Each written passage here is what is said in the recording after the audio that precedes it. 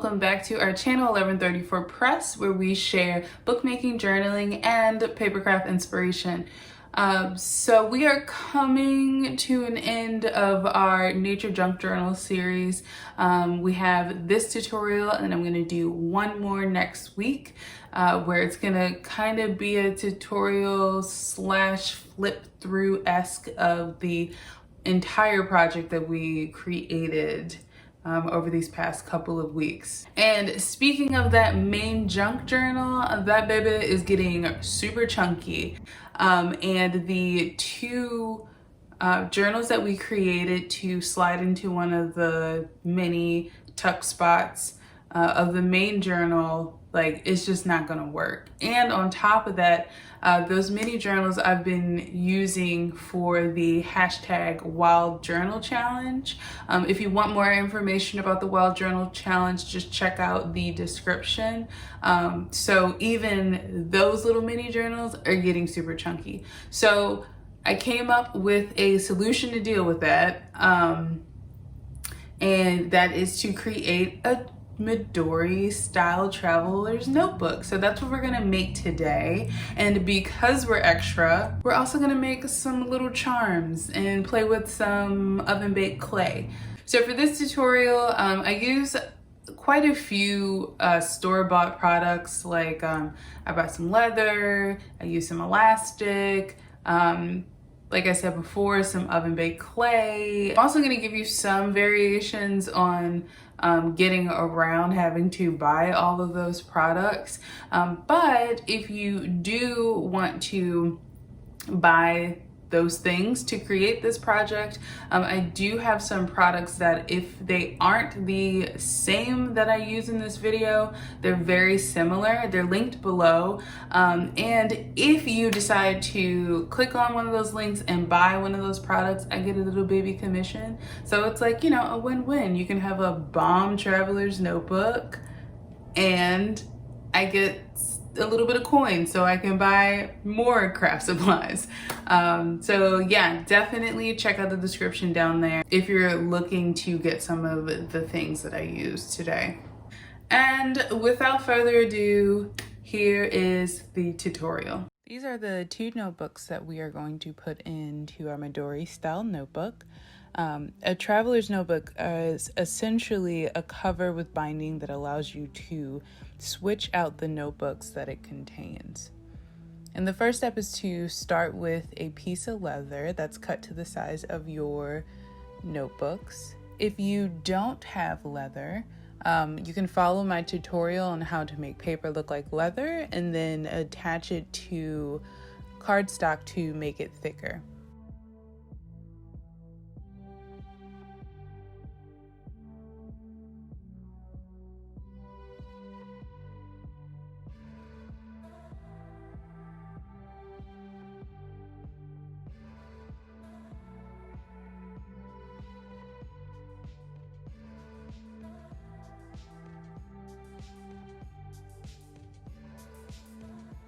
I'm using a wooden hole puncher that I'll link in the description below, and I'm using the 5mm size hole punch because it is the perfect size for the eyelets that we're going to put into the spine.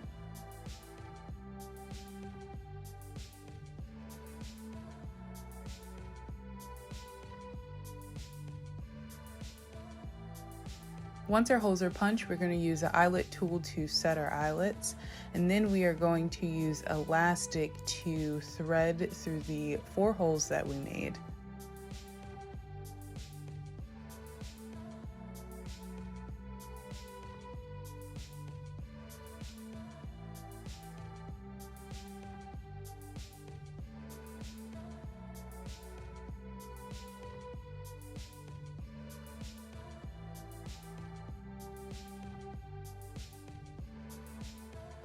I'm using elastic because it makes it easier to switch out the notebooks if I wanted to, but since this traveler's notebook is specifically for these two styles of journals, I could have just went with lace or anything else that I had laying around.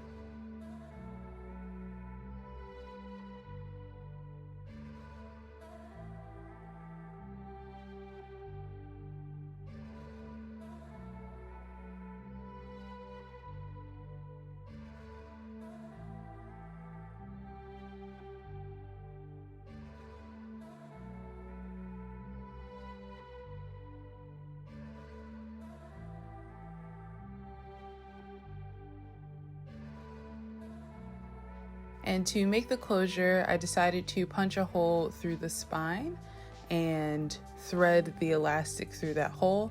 But I've also seen closures where the elastic piece that wraps around the book is punched through the back cover.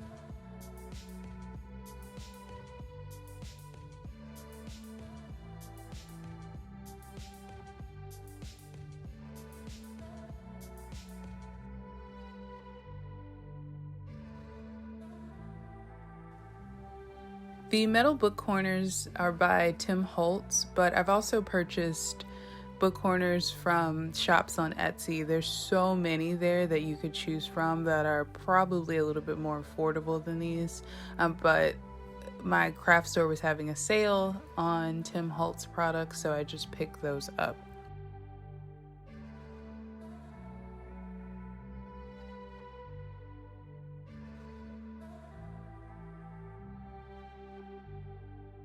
And now it's time to make some charms. The first style of charm we're gonna make is with wax seal, stamps, hot glue, and some dried flowers.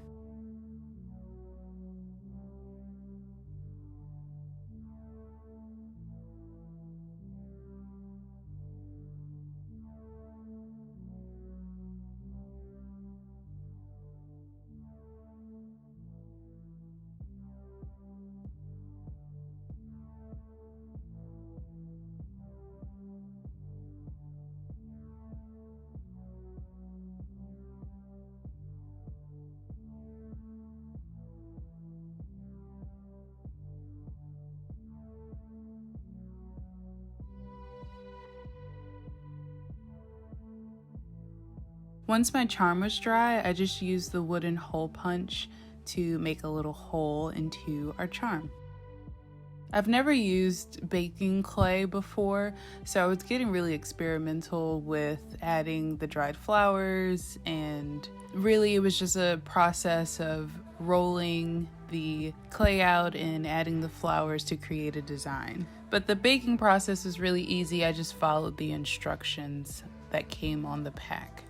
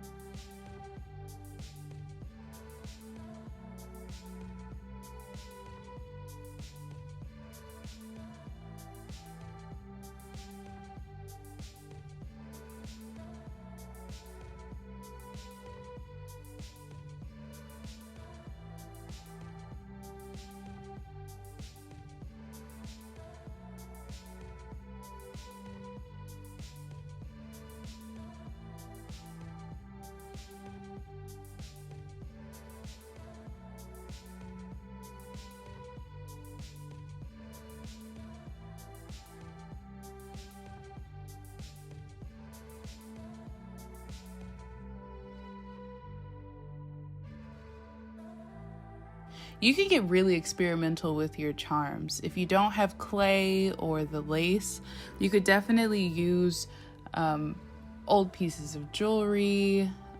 You could cut up some materials from old shirts or napkins and just attach it together with a safety pin. So these safety pins are also by Tim Holtz. However, I noticed that clothes from like Forever 21 and H&M, they attach some of their tags with pins that look very similar to this. So if you've recently been on a shopping trip, you could definitely just keep those safety pins to use for your charms.